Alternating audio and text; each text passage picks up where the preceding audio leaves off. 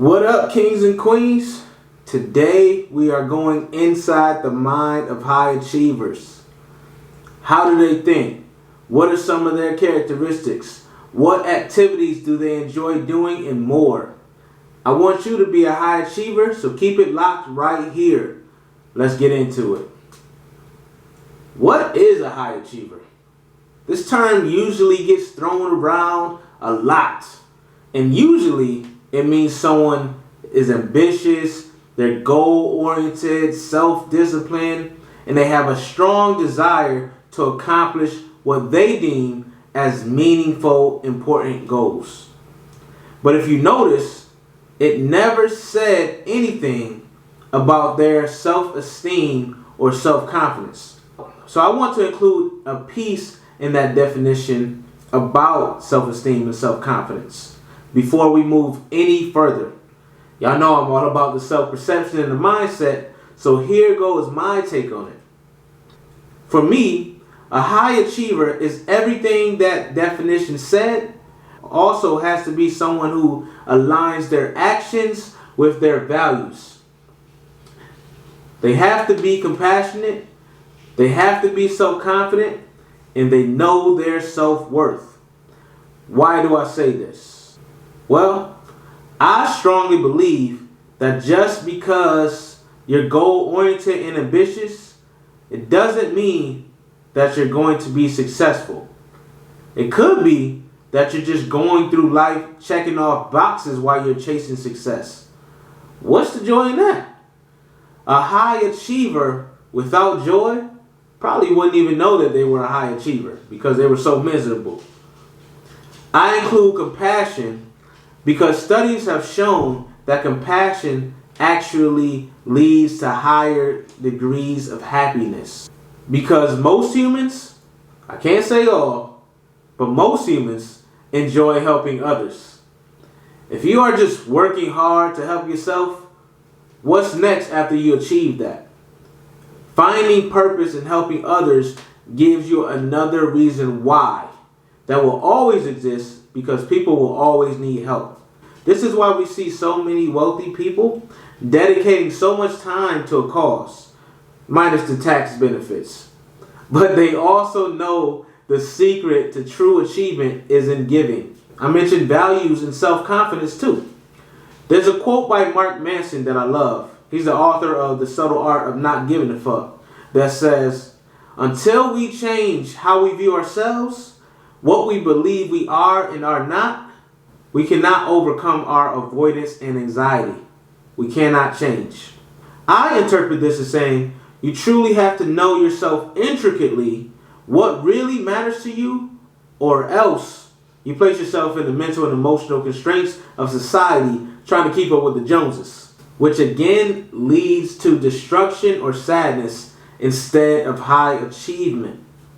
Now, I get off my soapbox a little and share with y'all 10 characteristics that are usually displayed by a high achiever.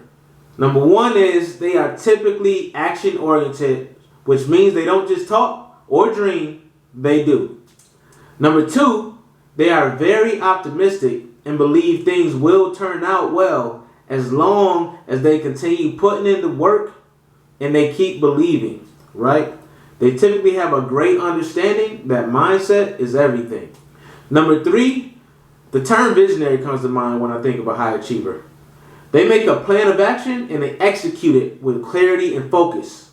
If it doesn't work, they try other options and enlist help until they've exhausted all possibilities. Then they understand that they have to pivot, at least for now. Number four, a high achiever isn't busy, they're purposeful. There isn't much wasted action for them when it comes to accomplishing something because they utilize time and strategic planning very effectively. To do this, they take time to become clear about what they want out of life. Number five is they're organized, and typically their mind and their physical spaces are free of clutter. Now, I'm guilty of having a cluttered space from time to time, I confess, and I've seen how it reduces my productivity because I can't find nothing. I'm constantly thinking about how I need to clean up my space and I need to put things in a proper place. But until I do, it limits the space that I have to create. It doesn't stay that way for long because I understand the importance of organization for productivity and peace. Number 6, we can't control everything about our lives, and the high achiever understands this and remains flexible. One thing that's certain is change, and you have to be able to adapt and problem solve on the fly if you're going to achieve sustained success. Number 7, high achievers deal with problems head on and accept outcomes, good or bad. They don't just move forward though. They address their feelings, acknowledge mistakes, and they own them. They also do the work necessary to move forward in a healthy way. Number 8, they don't compare themselves to anyone because they pave their own path. Number 9, a high achiever is very disciplined. They are the embodiment of focus and purpose. They have prioritized the events in their lives and time blocked all the important activities in their day. The high achiever typically has some sort of routine that is performed daily to keep them on track. Number 10, they are self-motivated. They aren't only motivated by external factors like money and status. Sure, that may help, that may be one of the causes, but they dig deeper than that and have strong reasons why they wake up and get after it each day. So I implore you to make sure that you identify your whys. I mentioned that they are self-motivated, but by what? I'll cover this with broad strokes because everyone's reasons are different. But according to David McClelland's human motivation theory, there are 3 main factors: the need for achievement, the desire for affiliation, and the yearning of power. There could be one or more of these motivators in play. The need for achievement is usually displayed as someone that takes calculated risks, likes feedback to ensure that they are on target, and often don't want to depend on someone else to get the job done. If the higher achiever desires affiliation, they want to belong to a group, some high status group usually, and they want to be liked. They favor collaboration over competition, and they play it safe typically. They're not risk, they're risk averse. The power seeker, of course, wants to control and influence and is very competitive while feeding off of status and recognition. It's really about balance if you want to be a true high achiever. What type of high achiever are you? Drop it in the comments. That's it for now, kings and queens. Be sure to like, subscribe, comment, share. You know how it goes. Until next time, kings and queens, peace.